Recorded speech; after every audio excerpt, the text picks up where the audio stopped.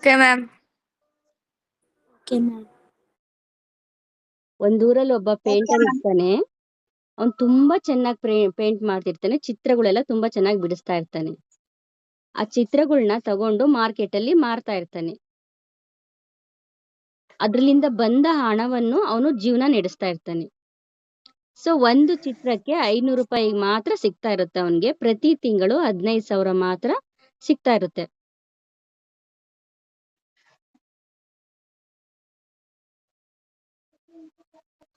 ಹಾಗೆ ವರ್ಷಗಳು ಕಳೆದು ಹೋಗ್ತಾ ಇರುತ್ತೆ. ಅವನಿಗೂ ವಯಸ್ಸಾಗ್ತಾ ಇರುತ್ತೆ. ವಯಸ್ಸಾಗ್ತಾ ಆಗ್ತಾ ಅವನಿಗೆ ಚಿತ್ರ ಬರೆಯಕ್ಕಾಗಲ್ಲ. ಕೈಯೆಲ್ಲ ನಡ್ಕ ಬರ್ತಾ ಇರುತ್ತೆ.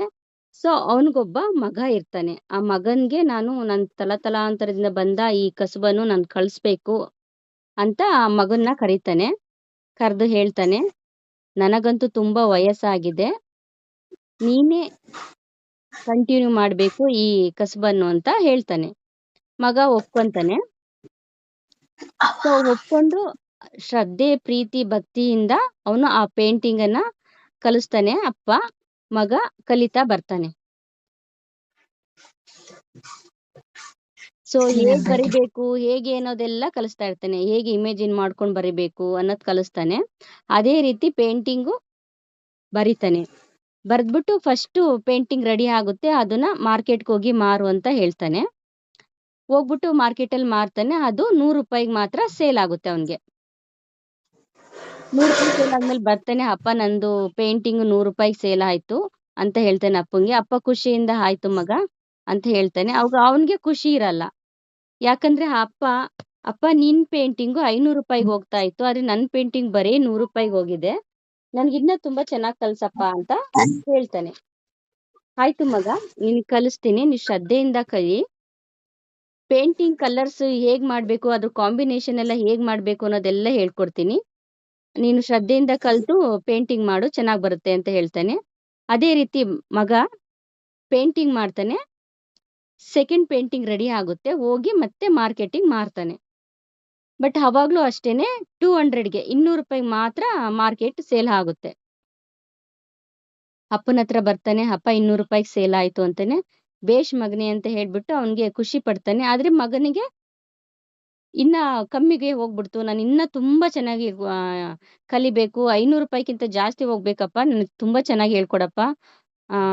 ಬಣ್ಣಗಳು ಹೇಗ್ ತುಂಬೇಕು, ಅದ್ರ ಆಕಾರ ಹೇಗ್ ಬಿಡಿಸ್ಬೇಕು, ಆತರ ಎಲ್ಲ ಫುಲ್ಲು ಚೆನ್ನಾಗಿ ಹೇಳ್ಕೊಡಪ್ಪ ಅಂತ ಹೇಳ್ತಾನೆ. ಆಯ್ತು ಮಗ ಅಂತ ಹೇಳ್ಬಿಟ್ಟು ಅಪ್ಪ ಹೇಳ್ಕೊಡಕ್ಕೆ ಸ್ಟಾರ್ಟ್ ಮಾಡ್ತಾನೆ. ತುಂಬಾ ಚೆನ್ನಾಗಿ ಬರುತ್ತೆ. ಮತ್ತೆ ಮಾರ್ಕೆಟ್ಗೆ ಹೋಗ್ಬಿಟ್ಟು ಆ ಪೇಂಟಿಂಗ್ ಮಾರ್ತಾನೆ ಅವನು. ಮಾರ್ದಾಗ ಆ ಪೇಂಟಿಂಗು 700 ರೂಪಾಯಿಗೆ ಸೇಲ್ ಆಗುತ್ತೆ. ಅವ್ನು ತುಂಬಾ ಖುಷಿಯಿಂದ ಓಡ್ ಬರ್ತಾನೆ. ಓಡ್ ಬಂದು ಅಪ್ಪನ್ಗೆ ಹೇಳ್ತಾನೆ, ಅಪ್ಪ ನನ್ ಪೇಂಟಿಂಗ್ 700 ರೂಪಾಯಿಗೆ ಸೇಲ್ ಆಯ್ತು ಅಂತ ಹೇಳ್ತಾನೆ. ಅಪ್ಪ ಖುಷಿಯಿಂದ ಬೇಷ್ ಮಗನೇ, ನಿನ್ಗೆ ಇನ್ನ 1000 ರೂಪಾಯಿಗೆ ಬರುವಂತ ಪೇಂಟಿಂಗ್ ಹೇಳ್ಕೊಡ್ತೀನಿ ಅಂತ ಹೇಳ್ತಾನೆ ಅಪ್ಪ. ಆಗ ಮಗ ಹೇಳ್ತಾನೆ, ಮಗ ಅಯ್ಯೋ ಬಿಡಪ್ಪ, ನಿನ್ನ ಜೀವನದಲ್ಲಿ ನಿನ್ಗೆ 500 ರೂಪಾಯಿಗಿಂತ ಜಾಸ್ತಿ ಪೇಂಟಿಂಗು ಮಾರಿಲ್ಲ ನೀನು, ನಾನು 700 ರೂಪಾಯಿಗೆ ಮಾರಿದ್ದೀನಿ ಅಂತ ಅಹಂಕಾರದಿಂದ ಹೇಳ್ತಾನೆ. ಸೊ ಅಪ್ಪ ನಗುತ್ತಾ ಹೇಳ್ತಾನೆ, ಮಗ ಇವತ್ತಿನಿಂದ ನಿನ್ನ ಪೇಂಟಿಂಗ್ 700 ರೂಪಾಯಿಗಿಂತ ಜಾಸ್ತಿ ಬೆಲೆಗೆ ಮಾರಾಟ ಆಗಲ್ಲ. ಯಾಕಪ್ಪ ಹಾಗಂತ ಹೇಳ್ತೀಯ ಅಂತ ಕೇಳ್ತಾನೆ. ಅವಾಗ ಅಪ್ಪ ಹೇಳ್ತಾನೆ, ನಾನು ಕೂಡ ನನ್ನ ಅಪ್ಪನ್ಗೆ ಪೇಂಟಿಂಗ್ ಕಲಿಸಿದಾಗ ನಿನಗಿಂತ ಜಾಸ್ತಿ ಪೇಂಟಿಂಗ್ ಕಲ್ತಿದ್ದೀನಿ, ನಿನಗಿಂತ ಜಾಸ್ತಿ ನಾನು 500 ರೂಪಾಯಿ ಪಡೆದಿದ್ದೀನಿ ಅಂತ ನಾನು ನಮ್ಮ ಅಪ್ಪಂಗೆ ಹೇಳ್ದೆ. ವಿಪರ್ಯಾಸ ಏನಂದ್ರೆ ಅವತ್ತಿನಿಂದ ಇವತ್ತು ಕೂಡ ನನ್ಗೆ 500 ರೂಪಾಯಿಗಿಂತ ಜಾಸ್ತಿ ಬೆಲೆಗೆ ಮಾರಾಟ ಆಗ್ತಿಲ್ಲ ನನ್ನ ಪೇಂಟಿಂಗು ಅಂತ ಹೇಳ್ದ. ಅಂದ್ರೆ ನನಗೆ ಅಹಂಕಾರ ಅನ್ನೋದು ಬಂದಿತ್ತು. ಯಾವಾಗ ಅಹಂಕಾರ ಅನ್ನೋದು ಬರುತ್ತೋ ಆವಾಗ ಜ್ಞಾನ ಸತ್ತೋಗುತ್ತೆ, ಪ್ರೋಗ್ರೆಸ್ ಆಗೋದಿಲ್ಲ. ಯಾವತ್ತು ನಮ್ಗೆ ಅಹಂಕಾರ, ಅಹಂ ಅನ್ನೋದು ನಮ್ಮ ಹತ್ರ ಸುಳಿಬಾರ್ದು ಅಂತ ಹೇಳ್ತಾನೆ ಅಪ್ಪ. ಅವಾಗ ಮಗ, ಹೌದಪ್ಪ ನನಗೆ ತಪ್ಪಾಯ್ತು, ನಾನು ಇನ್ಮೇಲೆ ಅಹಂಕಾರ ಪಡಲ್ಲ, ಶ್ರದ್ಧೆಯಿಂದ ಕಲ್ತ್ಕೊಂತೀನಿ ಅಂತ ಹೇಳ್ತಾನೆ. ಸೊ ಇದ್ರ ಮಾರಲ್ ಏನಂತ ಗೊತ್ತಾ? ದಿನ ನಾವು ಕಲಿತಾನೆ ಇರ್ಬೇಕು, ಪ್ರತಿದಿನನೂ ಕಲಿತಾ ಇರ್ಬೇಕು. ಬೇರೆಯವರ ಸಜೆಷನ್ಗಳನ್ನ ತಗೋಬೇಕು. ನಾವು ಏನ್ ಮಾಡ್ತೀವಿ ಅಂದ್ರೆ ಅವನಿಂದ ನಾನು ಏನ್ ಕಲಿಯೋದು, ನನ್ಕಿಂತ ಜಾಸ್ತಿ ತಿಳ್ಕೊಂಡಿದ್ದಾನ ಅವನು ಅಂತ ಅನ್ಕೊಂತೀವಿ. ಬಟ್ ಎಲ್ಲರಿಗೂ ಎಲ್ಲ ಗೊತ್ತಿರಲ್ಲ, ಸ್ವಲ್ಪ ಸ್ವಲ್ಪ ಗೊತ್ತಿರುತ್ತೆ.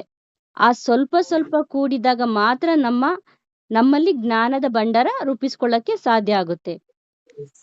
ಗೊತ್ತಿದೆ ನಿಮ್ಗೆ, ಹನಿ ಹನಿ ಕೂಡಿದರೆ ಹಳ್ಳ, ತೆನೆ ತೆನೆ ಕೂಡಿದರೆ ಬಳ್ಳ ಅಂತ ಹೇಳ್ತೀವಿ. ಅದಕ್ಕೆ ಅಹಂಕಾರ ನಮ್ಮ ಹತ್ತಿರ ಬರ್ದ ಹಾಗೆ ನೀವು ನೋಡ್ಕೋಬೇಕು. ಅಹಂಕಾರ ಪಟ್ರೆ ನಾವು ಮೇಲೆ ಹೋಗಕ್ ಆಗಲ್ಲ, ನಮ್ ಗುರಿ ರೀಚ್ ಆಗಲ್ಲ.